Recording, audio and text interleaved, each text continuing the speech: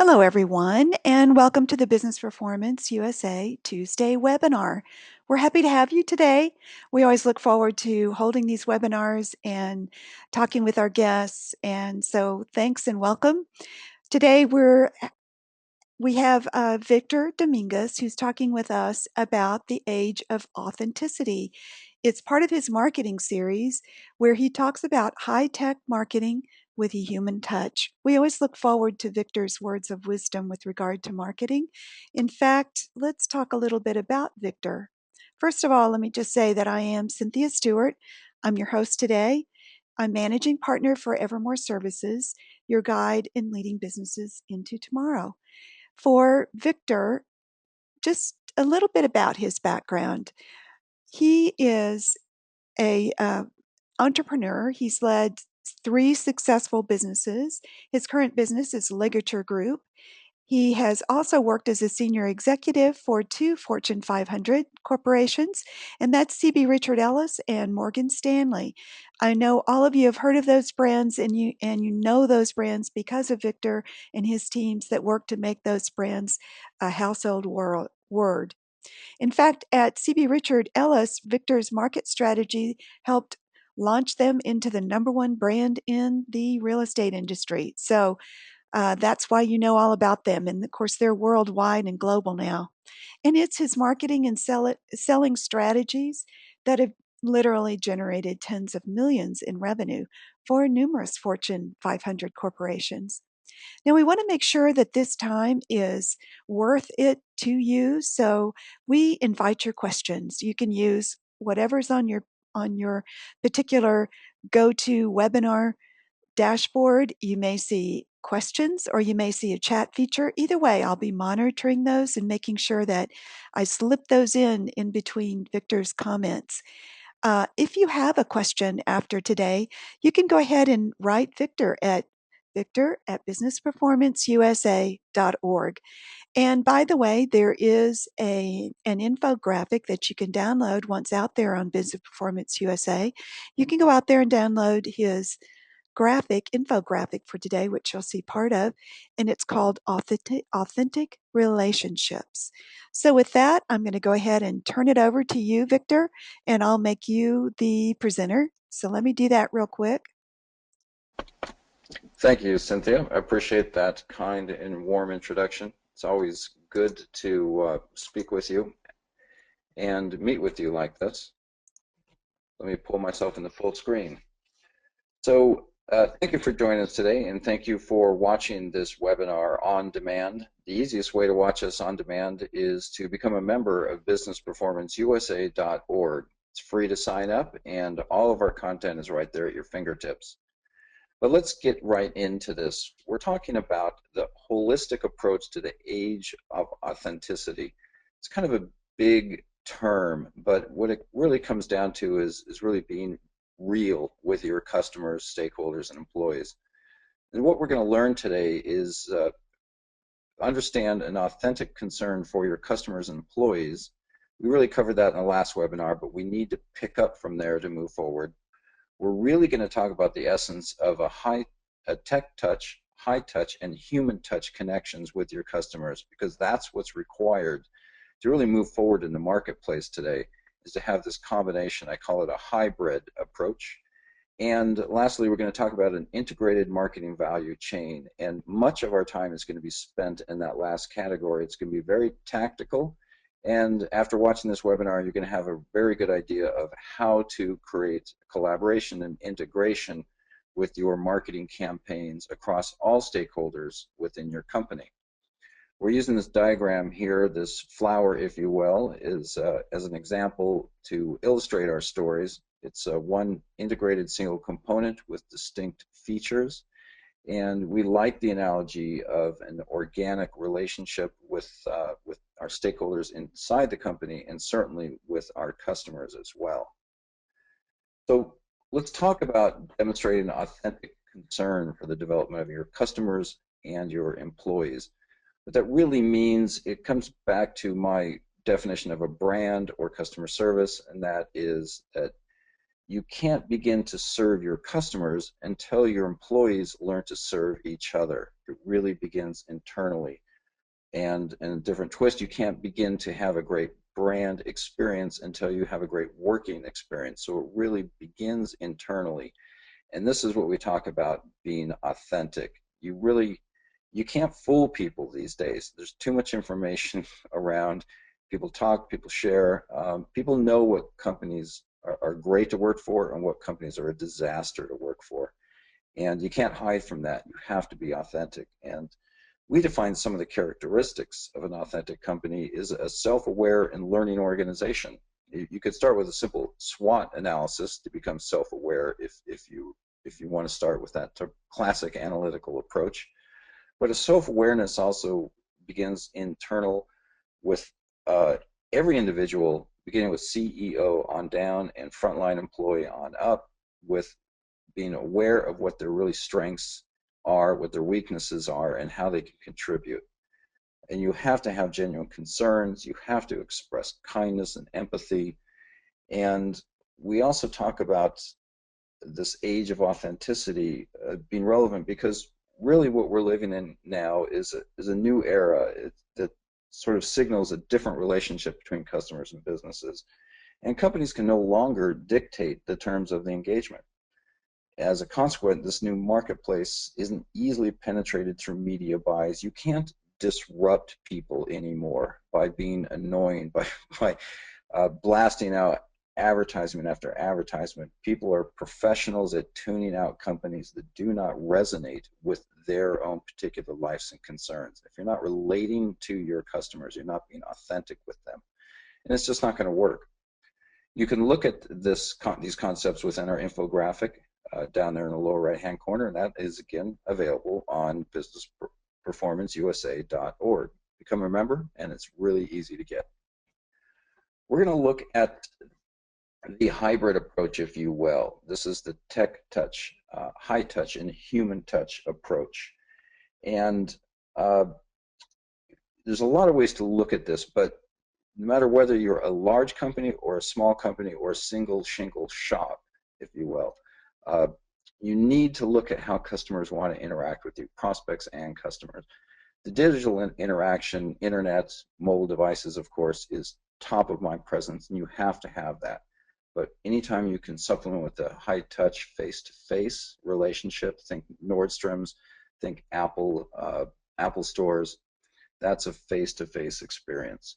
Even physician practices are entirely relevant in this regards, and we work with those. And we talk about physician practices as showing their patients how to use apps for fitness and cardio and sleep monitoring. We even talk to some about telemedicine. Telemedicine is on the rise, and it will probably be an experience that all of us are going to have sometime in the next 10 years. It's here, and in the right way, it works. But when you combine telemedicine with a face-to-face relationship with your doctor, that's when you really have power, because both have strengths to them, and the combination of those strengths is sort of a gestalt or exponential equation where the service delivered to customers or patients in this matter is tenfold to what they could get with just one approach. And of course, throughout all of this is the human touch connection. That's what doctors want. They want that intuitive practice with their patients, and that human touch is what we talk about being authentic. So this is a hybrid model. It's difficult to teach you how to incorporate this in your business without knowing the specifics, but then again, that's why we want you to become a member of Business Performance USA, so that we can have dialogue with you about how these three components work as a hybrid to make your business grow and prosper and develop the careers of your employees as well. So now we're going to get into the bones of this. This is the tactical application here for an integrated marketing value chain. It's kind of a fancy word. You could just talk about integrated marketing, but you have to also talk about the value chain. That is how connections are made throughout the whole company to deliver the ideal customer experience. Now this IMVC, Integrated Marketing Value Chain, falls into 6 distinct components, if you will. There's 19 aspects of these 6 different components, so it's rather detailed. Now, these components are, and these steps are designed really for a mid-sized company and a large company. But if you are a small business, as are the majority perhaps of our members with Business Performance USA, then this is still applicable to you as well. You just need to think out of the box. And what is going to be different for you if you're a small company is that you're not going to have all the employees to integrate, if you will. Your value chain will be shorter. If you're a CEO, president, and chief cook and bottle washer of a small company, most of this may apply to you or one individual in your company, perhaps 2 or 3. But that doesn't mean that it isn't relevant. It is relevant because it reminds you what to think about as you're producing marketing campaigns. So we're going to get into this integrated marketing value chain, and you should look at it in 2 terms. Look at it as the structure that you want to build and the foundation you want to build to produce really dynamic, high-quality, compelling marketing campaigns for your company. So it's that foundation and organizational aspect, but it's also used for each and every specific marketing campaign. It's a process for churning out lots of diverse and complicated marketing campaigns. So we're going to jump right in. Cynthia, I'm going to just pause and stall you. If you have any questions for me, by all means jump in. If not, I'll just keep trucking along here. No questions as So of yet. I guess we're one ready for of you. the 19th, no questions yet? Okay, great. Then I'll just keep trucking along. So we're going to just start out right here with slide 6, the common understanding of terms. And this is to create a document which really describes the integrated marketing value chain within your company and associated taxonomy. This really can't be underestimated because this is the beginning of the cultural foundation, if you will. And that's the, half of the essence of what we're talking about. To create collaboration within your company really means breaking down silos, and breaking down silos means you are changing the culture of your company. And in addition, you have to look at your taxonomy. It is remarkable how people in a single meeting are discussing an item, and if you were to ask everyone in that meeting, what is the definition of a brand? What is the definition of market share? What is the definition of a product attribute or attributes? You probably get a high diversity of answers, and that's not going to contribute to an effective implementation of your marketing strategy. You got to iron down your taxonomy and really get everybody to understand and agree on what your language is, what your argot, or how you communicate with each other. Number 2, organizational support. This is just to ensure that you have buy-in, if you will. And it gets also speaking to breaking down the silos. And when we talk about a value chain, because this is the essence of it right here, is defining organizational support and buy-in. You want to do this early because problems will occur. People will complain. So you need support at the top level, and you need to integrate, if you will, complex value chains, and a classically complex one might be starting with an R&D bench, moving into manufacturing, then distribution and brand and marketing, sales and customer support, and on and on. That's a lot of people to integrate and a lot of people to get communicating with each other, but it is essential that you do that, and your top line management has to be willing to initiate that level of cultural change.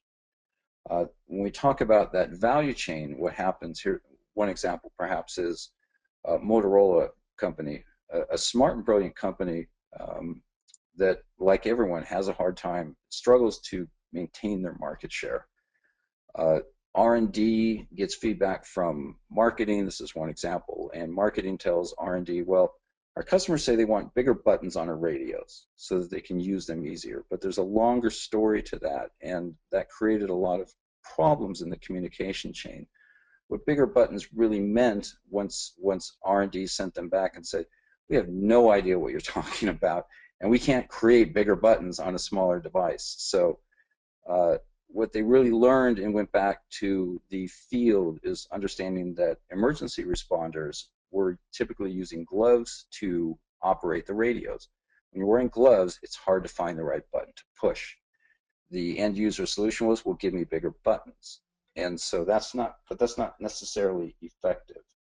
So what they really learned through their collaboration through this organizational support structure was how to interpret the voice of the customer to really understand the ergonomics of the product that they're designing. That's just one small sample of how communication can be an asset or a problem, and how you want to convey functional and emotional aspects of products and services throughout the whole organization so everyone can contribute.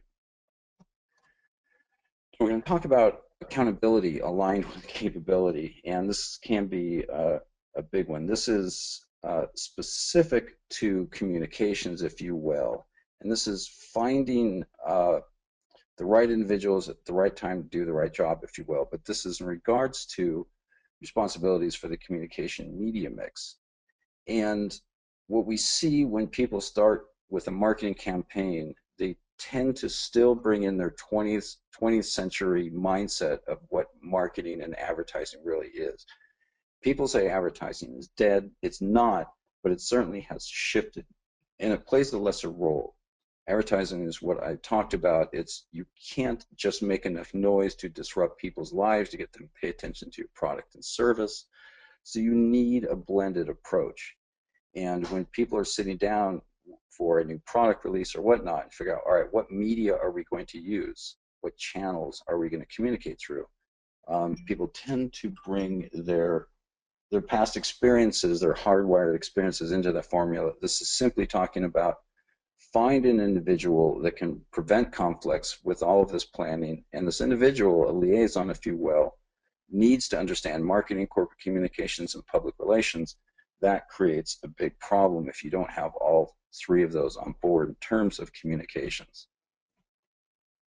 Now, designating an advocate, an IMVC, internal marketing value chain advocate, is important as too. Now, if you're a small company, this is going to be a slightly different proposition. But the reason, just to back up, I don't know if I spoke to this necessarily, every single one of these 19 aspects that we're talking about today are written on paper because of problems that I and others have experienced. All of these that we're talking about are really solutions to problems that we know are going to crop up. So having a liaison that can really understand all these different worlds is important. It's a key to collaboration and integration, because obviously you cannot migrate every employee from one department to another pardon me. This individual needs to cross-pollinate ideas and opportunities. So whether it's one individual or not, in principle, you want to cross-pollinate ideas and opportunities and advocate the concerns of others. It's just classic communications, if you will. It's relationship building. And this is why we say that you need to build relationships within your company before you can build relationships with your customers. So the alignment of the brand and communications strategy. By the way, I think I skipped something. I want to make sure yep. At this point, we're jumping into the second component. The first component was really building the foundation infrastructure. We're getting into the second component. You can see the flower petal number 2 in the upper right-hand corner signals that we are into a new arena, if you will, within our 6 components. These areas are written and designed and practiced so that strategic clarity of integrated campaigns can exist. I strongly believe that clarity is a fundamental hallmark of all leadership, clarity of communications and purpose and mission, and that's what we're getting down to here. So what it seems obvious that you would want to integrate brand and product marketing processes with communications planning, but it's remarkable how many times that fails. All you need to do, if you want to look at big failures, look at Microsoft. Now, I'm not throwing stones at Microsoft. I'm a customer of Microsoft. I use their operating platform.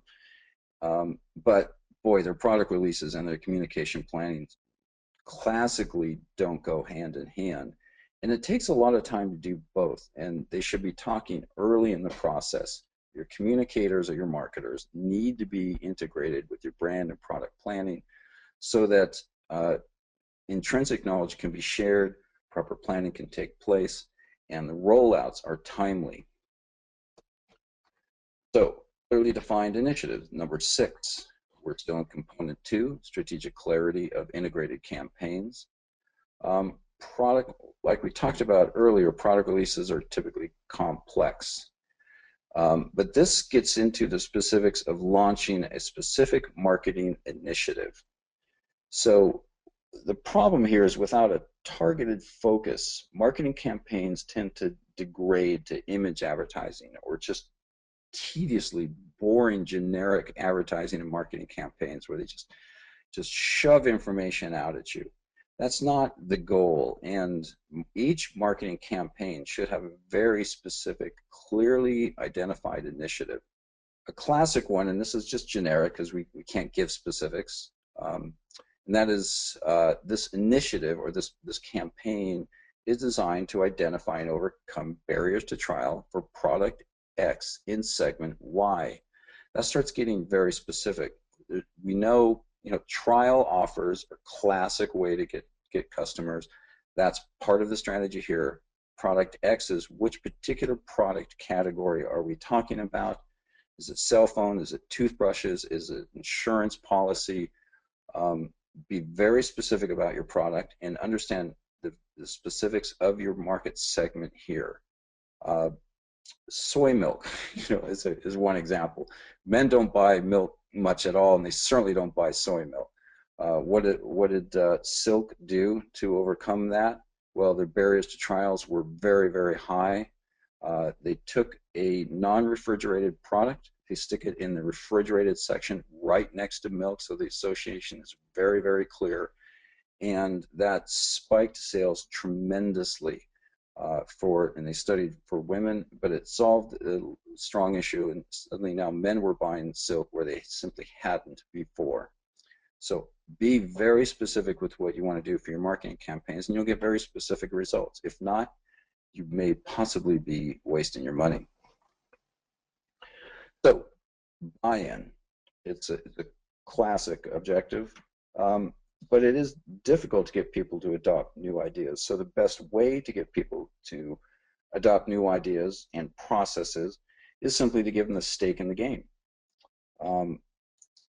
This is all too common for companies that we see.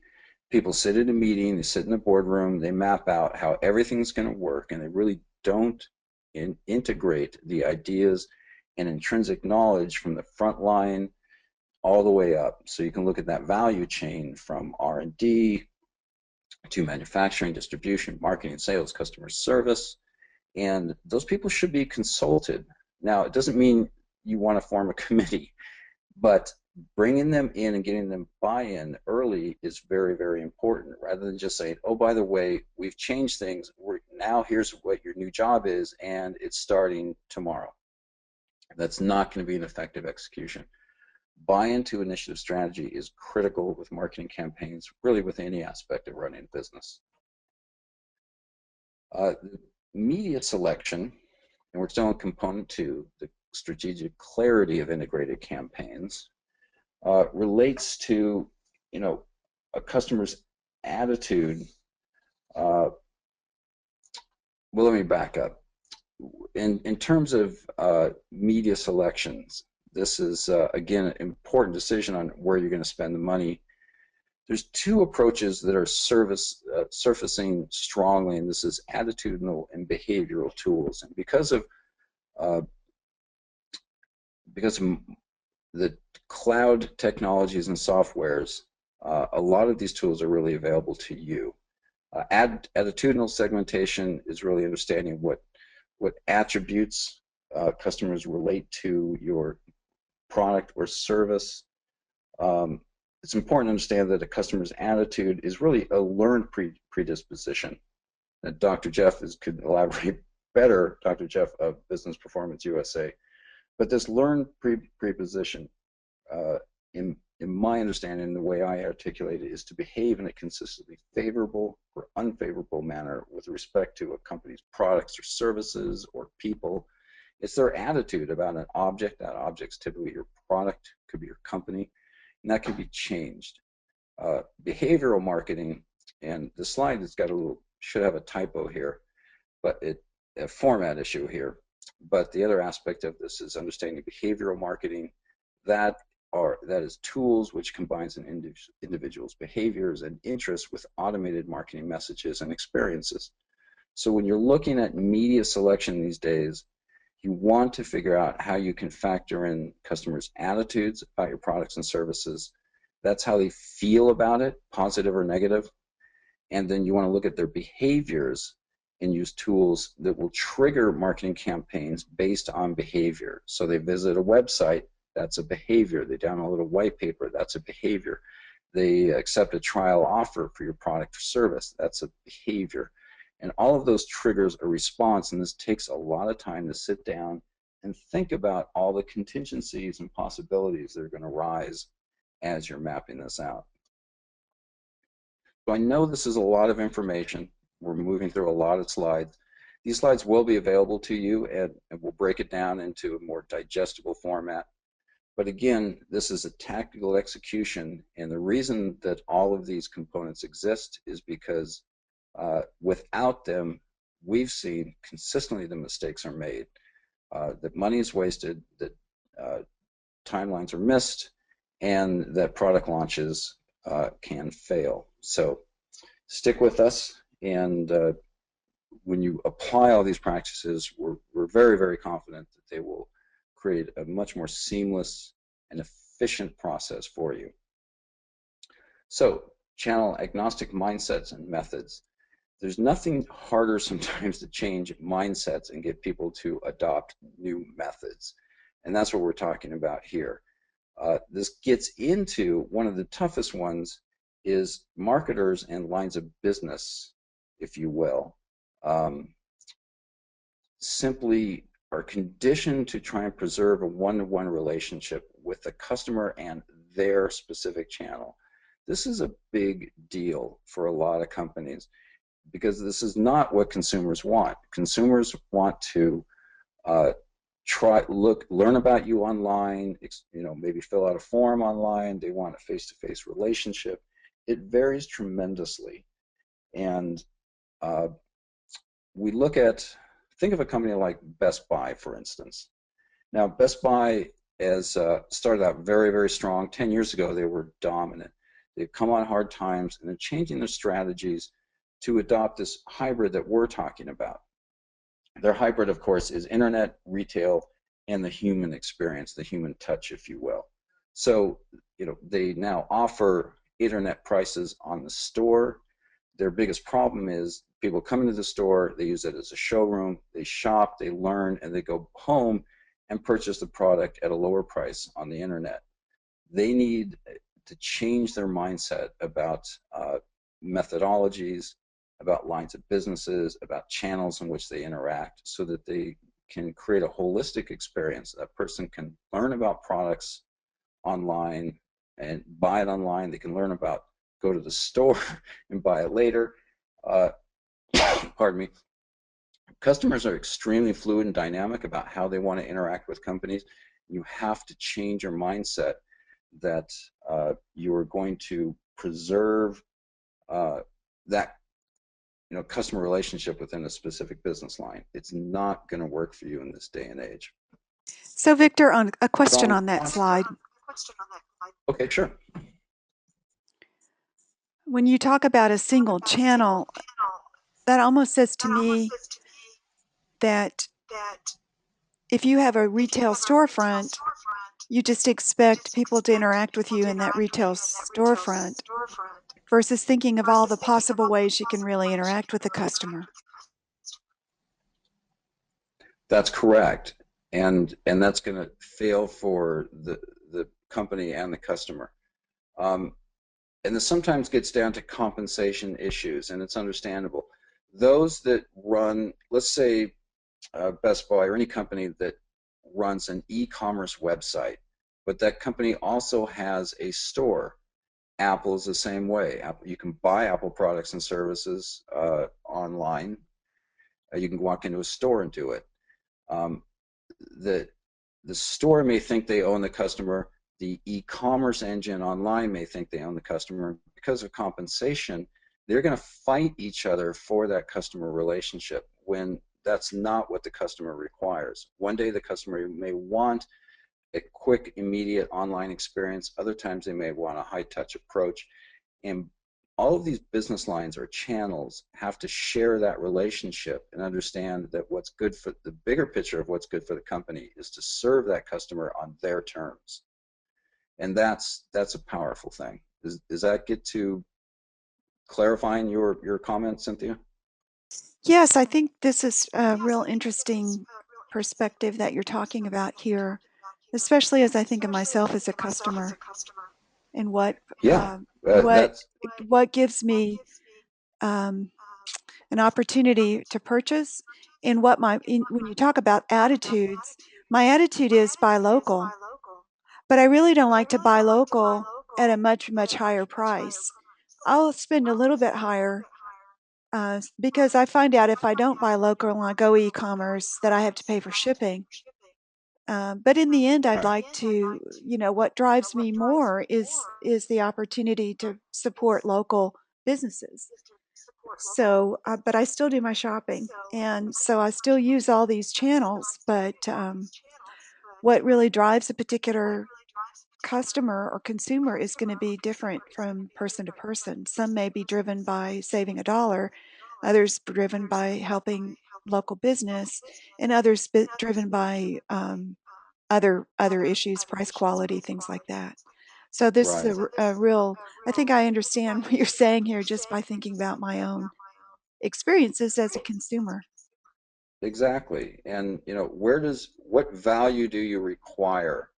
I shop at hardware stores. If I need a bulk item, I'll go to Home Depot or Lowe's or any other large store, and I'm going to get price. If I want quality, real quality, I may go online for a specific tool. Uh, I do some certain hobbies and this and that, and I want specific tools. I know exactly what I want, and I'll reach out for it because I don't think of these large, uh, you know, big store as providing a lot of quality products because they're managing for low price. Now, if I want expertise, I'll go to my local ACE guy. And it depends on what I want, what value I require is going to dictate where I'm going to go. If a company can integrate all three, they're going to win with me because sometimes I'm going to want to go online. Sometimes I want expertise. I want to talk to somebody. If it's electrical work, I have to talk to somebody. I'm not going to do it on my own. So it depends, but it's that hybrid solution which can capture that customer relationship for the company. When business lines think that they need to capture that relationship for themselves, their business line or their channel is when you have conflict. And in general, my attitude is there's no such thing as channel conflict until a company owns 100% of the market share.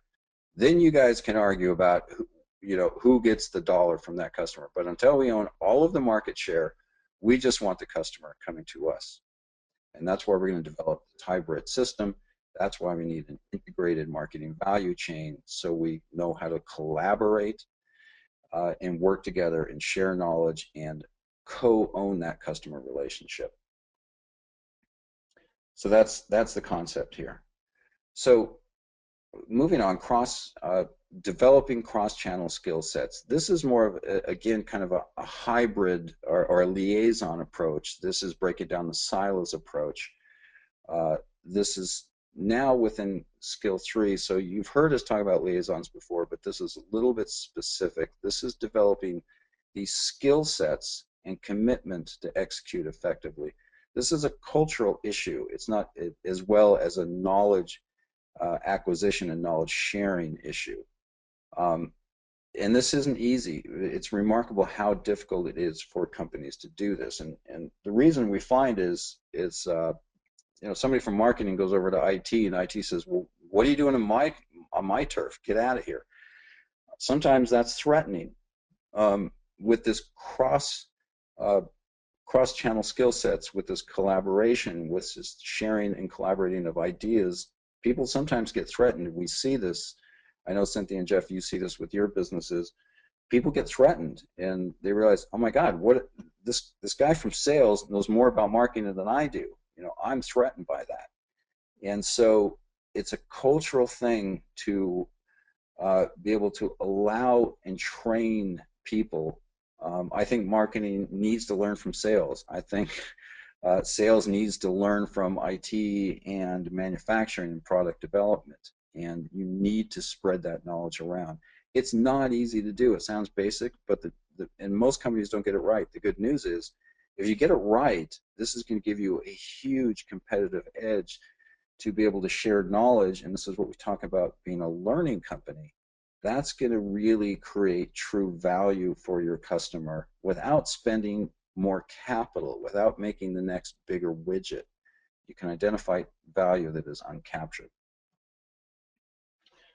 So I'm looking at the time, just making sure we're on track here. Strong integration incentives. Still, we're talking about the skill sets here with developing for the team. Compensation is a big deal. Although I strongly believe that what people are paid is not the strongest motivator for getting people to show up and do the very best, do the right thing at the right time in the right way, and all of that. The best incentive, frankly, is to give people true purpose in what they are doing. But key performance indicators certainly play a role in integration. And that is because now if people are truly integrated and collaborative, and you understand your value chain, it's the weakest link theory, and everyone is responsible for raising the quality of that link, weakest link, to strengthening that with the knowledge and experiences they have. And that's why, you know, incentives need, I just believe incentives need to be broad-based, and quality needs to be measured, quality of execution, quality of outcome, and some qualities in the financial world, for instance, there's in real estate, for instance, and in mortgage loans and things like that. Quality, measuring quality may require you to wait for trailing indicators. Then if that's the case, then wait on bonuses until your quality truly is measured. If people are compensated for quantity strictly over quality, then you'll get a whole lot of bad, and that's not going to be effective for integration. So it's you know, incentivizing people for a team effort, not an individual effort. Transparent timelines and interdependencies. This is project management. This is one very thin slide on a very complex topic about project management.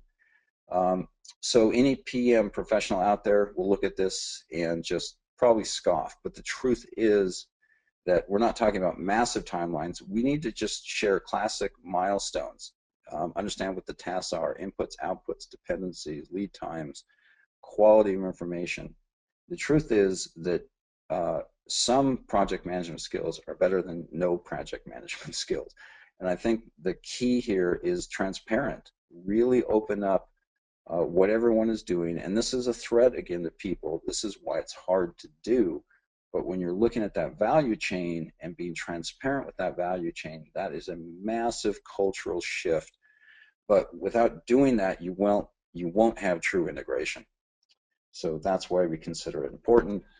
And if you want to do more project management skills, by all means do it. At least do the very basics. Well-defined roles. And we're into component 4 here. We're talking about team dynamics now and processes to ensure excellence. You want to include every stakeholder in that value chain. Stakeholders are both internal and external, but we're talking internal right now. And here are some classic stakeholder definitions. These are people that have a stake in the game, a successful outcome.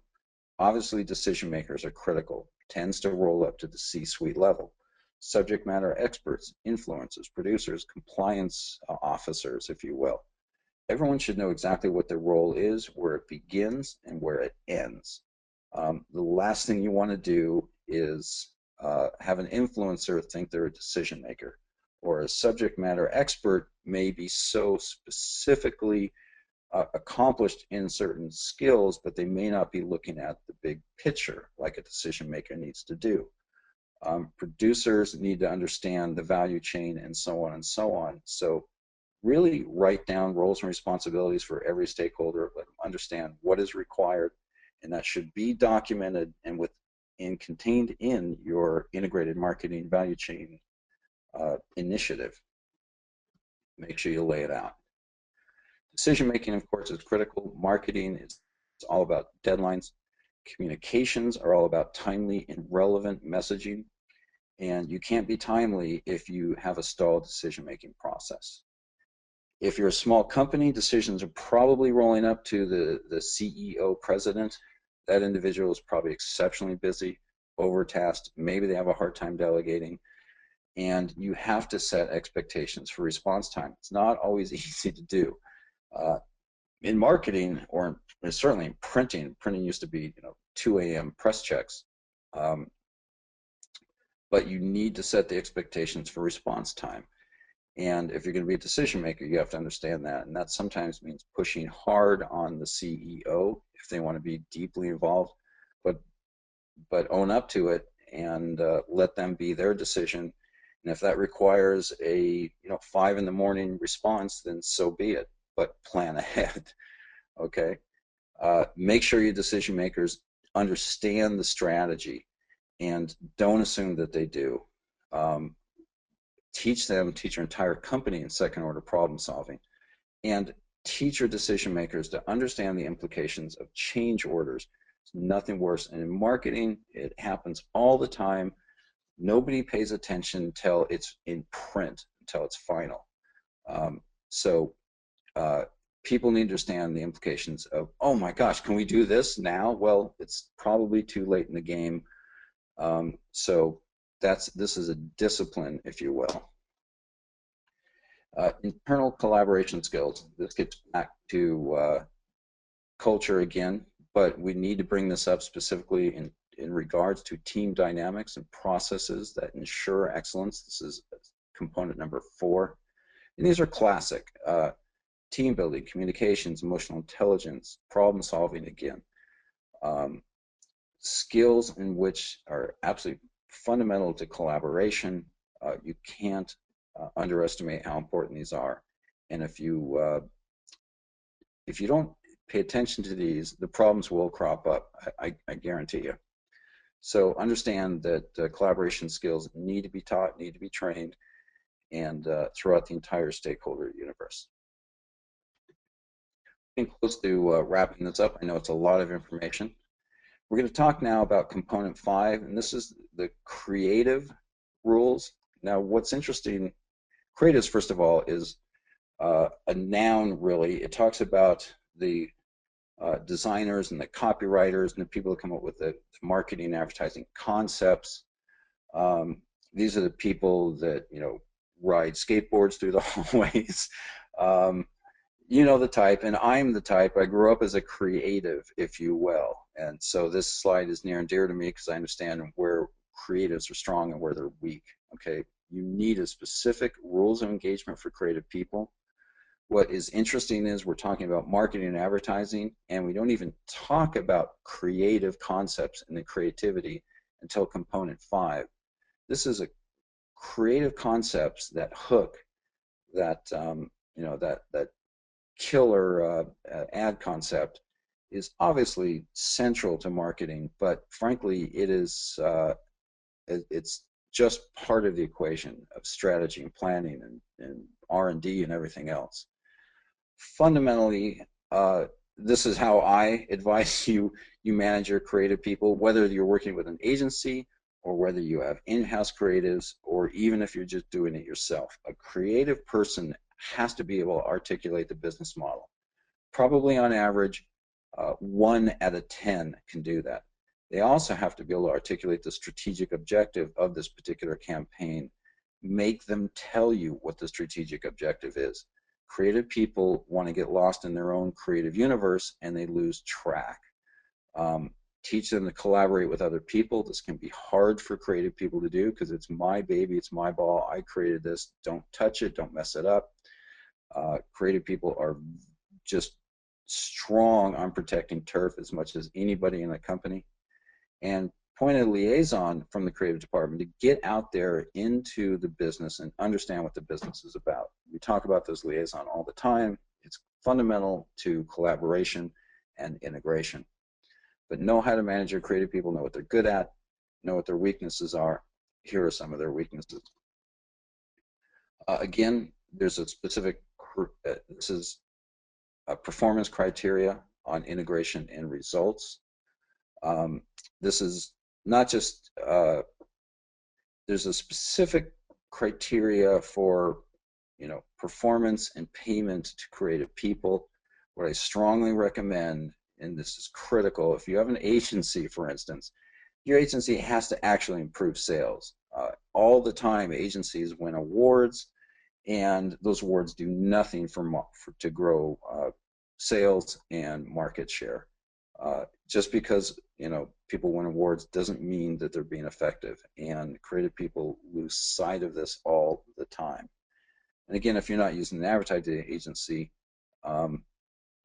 get your creative people to know that there's a very functional component to this marketing campaign. End-to-end creative coherence. What this simply means that a good idea may be a flash in the pan, but a flash in the pan isn't really going to serve you. The creative ideas in marketing concepts have to have what I call legs. They have to have longevity, durability. They need to be transferable. And this coherence has to exist across all business lines and channels. It's got to be timely and relevant, like we've said before. And they need to serve a broad scope. Consistent and synergetic communications. We're almost at the last here. We're into results now, the last component number 6. And this is really just a wrap up. But the synergistic, consistent communications, people get that. That's not uncommon to hear. Well, we need to deliver the same message across all channels on the internet and in the store and whatnot. But there has to be synergistic, and this gets back to the line of business or channel integration. Your internet should drive store traffic. Your stores should drive internet experiences. You should use every touch point to strengthen all your other touch points and make customers aware that you have this hybrid solution here. Force your channels and departments to cross-promote the tech touch environment, the high touch face-to-face, and always make sure you're finding human connections which are authentic and meaningful. That speaks to our last webinar. That speaks to the age of authenticity. And if you do these 19 steps, you will dramatically improve the quality of your marketing. You will save money by not wasting money, and you will grow market share. So Cynthia, that's it. I know it's a lot, but we will make this available in a document form so that you can manage this and create a checklist and an actual initiative to become integrated with your marketing value chain. So there you go, Cynthia. I'm going to turn it over to you and let you do a little wrap up here. Very good. Thank you, Victor. Now, I don't come from the marketing space, but as I look at what Victor's put together here, many of these are principles that are very sound principles used in any aspect of your business. But it's really important that you think about it, certainly from a marketing value chain, how you bring value. These principles help you to bring value to the table for your customers ultimately. So thanks, Victor, for putting this all together for us. And we appreciate everyone that's been on the webinar. Look for the recording of this webinar to pass along to your friends. Also look for Victor's white paper that'll go into a little bit more detail. And we want to have you come back to us next week. We invite you back to hear Dr. Jeff explain change execution.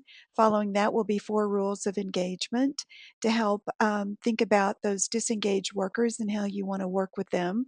And then we'll have Nancy back for her smashing series on background screening. So lots more coming up, folks. Come back and see us and come to our website and be members so that you too can benefit from these webinars and all the other materials being supplied. Thanks, everyone. It's a wrap. We'll see you next week. Thanks, Cynthia.